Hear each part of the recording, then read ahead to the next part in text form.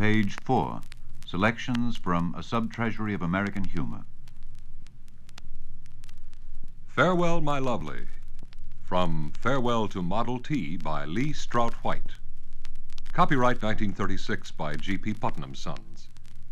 Recorded by permission of G.P. Putnam Sons. Read by William Lazar. Farewell, My Lovely. I see by the new Sears Roebuck catalog that it's still possible to buy an axle for a 1909 Model T Ford. But I am not deceived. The great days have faded. The end is in sight.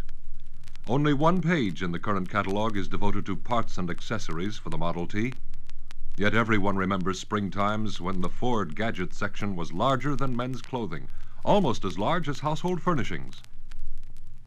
The last Model T was built in 1927, and the car is fading from what scholars call the American scene, which is an understatement because to a few million people who grew up with it, the old Ford practically was the American scene.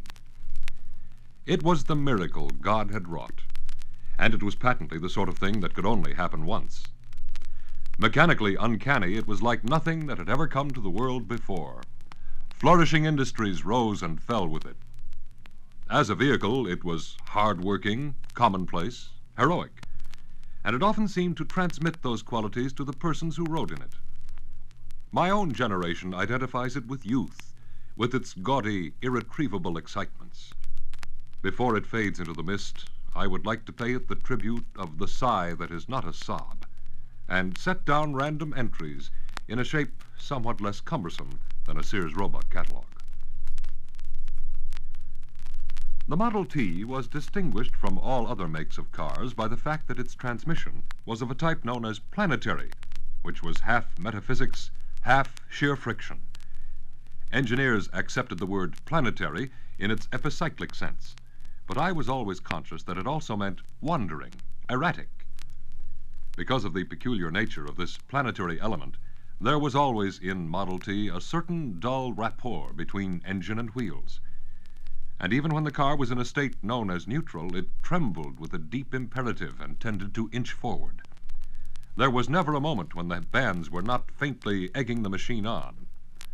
In this respect, it was like a horse, rolling the bit on its tongue, and country people brought to it the same technique they used with draft animals. Its most remarkable quality was its rate of acceleration. In its palmy days, the Model T could take off faster than anything on the road. The reason was simple.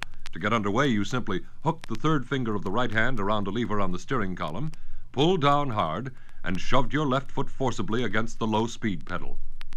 These were simple, positive motions. The car responded by lunging forward with a roar.